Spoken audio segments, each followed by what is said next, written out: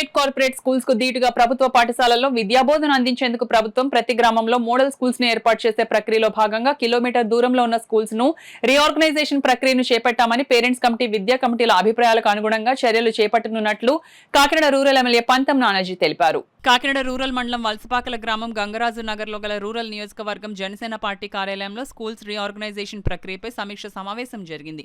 విద్యాశాఖ అధికారులు, schools HM ఉపాధ్యాయులు, పేరెంట్స్ కమిటీ విద్యా కమిటీలతో రూరల్ ఎమ్మెల్యే పంతం నానాజీ సమీక్ష నిర్వహించారు. ఈ సందర్భంగా నానాజీ మాట్లాడుతూ ప్రజల అభిప్రాయాలకు అనుగుణంగా స్కూల్ రీఆర్గనైజేషన్ ప్రక్రియ చేపట్టనున్నట్లు వెల్లడించారు. ఈ కార్యక్రమంలో young minds chairman Vakada Venkataramana, చిన్న మాస్టారు, విద్యాశాఖ అధికారులు పాల్గొన్నారు.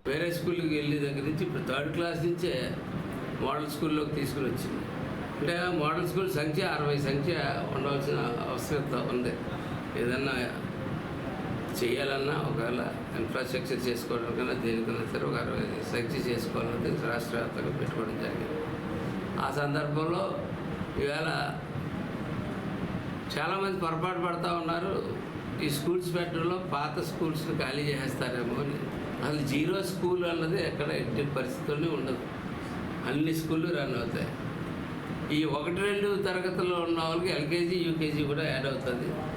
ప్రైవేట్ స్కూల్స్కి ధీటుగా మన ఊర్లోంచి చిన్న చిన్న పిల్లలు ఆ బస్సులు ఎక్కించి ఆ రోడ్ల మీద పంపించి ఎక్కడ స్కూల్లో తీసుకెళ్ళి కన్నా మన ఊర్లోనే మన స్కూల్లోనే ఉండేటట్టుగా ఎల్కేజీ, యూకేజీ 1వ తారీఖు 2వ తారీఖు దాకా నుంచి తర్వాత మిగిలిన వాళ్ళు కూడా మన దగ్గరలో ఉన్న స్కూల్ 3 కిలోమీటర్ రేంజ్లో మనం ఆ స్కూల్లో జాయిన్ చేసి ఏ సబ్జెక్టుకి ఆ సబ్జెక్టు టీచర్ ఉండేటట్టు ధీటుగా ప్రైవేట్ కళాశాలకు ధీటుగా చెప్పేటట్టు ముందు డ్రాయింగ్ కానీ, డ్రిల్ మాస్టర్లు కానీ, క్రాఫ్ట్ మాస్టర్లు కానీ ఎదురు ఎన్సీసీలకు కూడా తీసుకెళ్ళడానికి వీలుగా ఒక క్రీడా ప్రాంగణం కూడా ఉండేటట్టు అన్ని చూసుకుంటారు.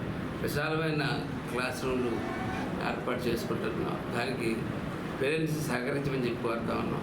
అందులో ఏంటంటే 1 కిలోమీటర్ లోపు ఉన్న చోట వారంతా వారు తేవడం జరుగుతుంది. లేని చోట అలవెన్స్ కిలోమీటర్ దాటిన తర్వాత కిలోమీటర్ 1.2 కిలోమీటర్కి దాటిన తర్వాత 600 రూపాయల అలవెన్స్ కూడా ఇవాళ ప్రభుత్వం.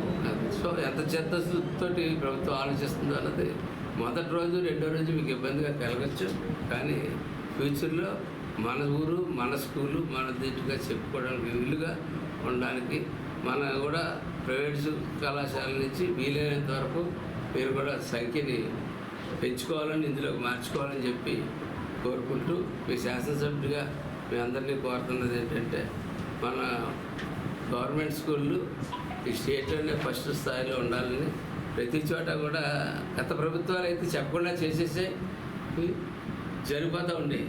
ఈసారి అయితే ఈ ప్రభుత్వం మీకు అందరికీ చెప్పి పేరెంట్స్కి అలాగే విద్యా కమిటీ చైర్మన్లకి, స్థానిక నాయకత్వాలకి అందరికీ దృష్టిలో పెట్టి మిమ్మల్ని ఎడ్యుకేట్ చేసి దాని ద్వారా ఎదరగలదామని చెప్పి చూస్తూ ఉన్నాం.